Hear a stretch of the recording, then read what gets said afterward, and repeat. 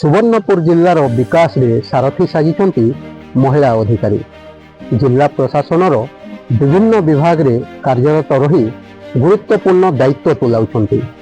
जिलापालक सहित ताल मिलाई जिलार विकास को आगे नेबारे समभागरे सहभागितार अछन्ति।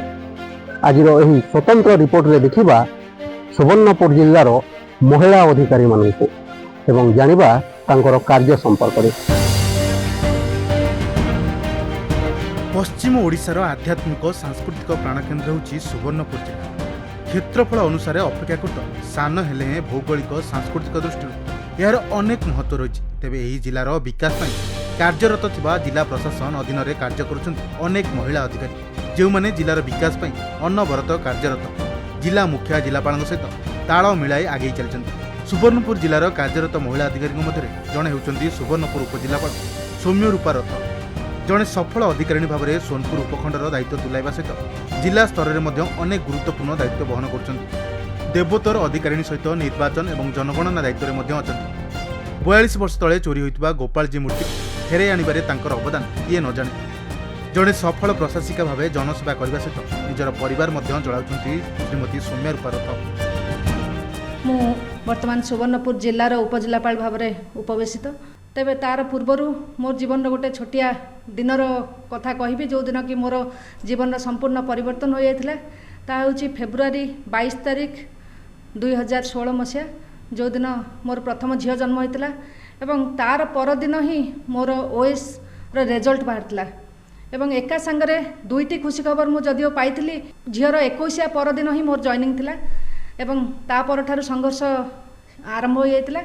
एवं वर्तमान जदि कहबा मो उपजिलापाल दायित्व नेबा परे देवोत्तर अधिकारी मध्य अछि। बहुत खुशीर कथा आमे एते वर्ष परे बड़ गोपाल जी को तांको मंदिर को फेरे आनी पारछु एवं तांको मध्य एही गत माघ सप्तमी दिन आमे नै माघ पूर्णिमा दिन ही तांको उपवेशन करागला तांकर सिंहासन आरोहण कले एवं एही देवोत्तर अधिकारी सहित आमको अन्य कार्य मध्य तुलेयाको पड़े जमती कि सब डिविजनल मजिस्ट्रेट हिसाब से मते विभिन्न दायित्व मध्य दिया जायछि। मोर निजर कोर्ट मध्य मु करिथाय एवं ऑफिस रो विभिन्न कार्य सहित अन्य कार्य जेपरि कि हमरो निर्वाचन रे आमे होछु इलेक्टोरल रजिस्ट्रेशन ऑफिसर ईआरओ एवं से सबु दायित्व मु एका संगरे तुलेबा सहित पारिवारिक समस्या एवं परिवार जो दायित्व अछि ताकू मध्य मु एका संगरे तुलेबार मु यथासंभव चेष्टा करथाय।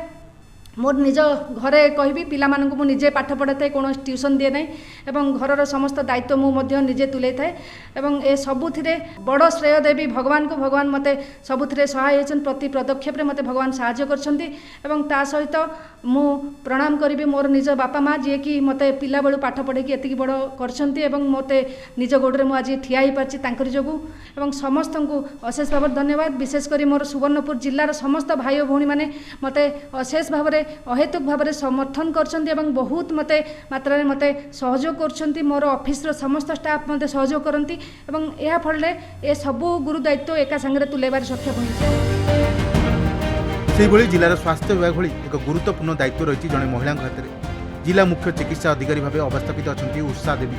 सोनपुर जिलार 2टी उपखंड 5टी ब्लॉक रे थिबा समस्त चिकित्सालयर दायित्व तांको उपरे न्यस्त रही। लोके केमिति उत्तम सेवा पाइबे से नहीं उषा देवी सर्वदा चेष्टित अछंती।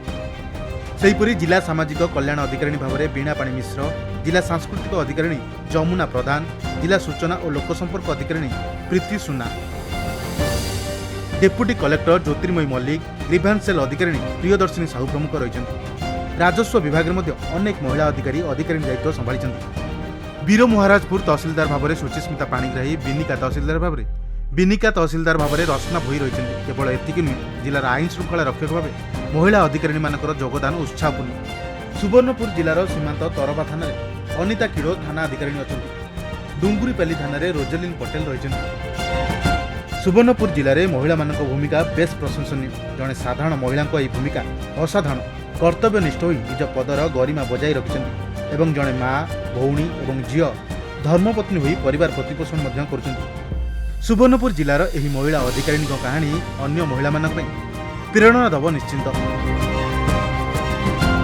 निश्चित भाव गोटे संवेदनशील माने मनर प्रश्न ଯେ ଆପଣ ଭାବୁଛନ୍ତି ଯେ ଗୋଟେ ନାରୀ ଯେତେବେଳେ କାମ କରୁଛି ମାନେ କୌଣସି ବିଭାଗର ଦାୟିତ୍ୱ ତୁଲାଉଛି ଯେ ଯେକୌଣସି ପଦବୀ ଥାଉ କିମ୍ବା ଯେତେ ଛୋଟ ଇଏରେ ଥାଉ ସରକାରଙ୍କର ଯଦି କାମ କରିଛି ସେମିତି କରୁଛି ସେଥିରେ ଏଇଠି କହିବେ ଯେ ଅନ୍ୟମାନେ ଯଦି ସହଯୋଗ କରିବେ ସମାଜରେ ସହଯୋଗ ରହିବ ନାରୀଟେ ଯେକୌଣସି ଦାୟିତ୍ୱ ସହଯୋଗ ସମବେଦନା ଏଇଠି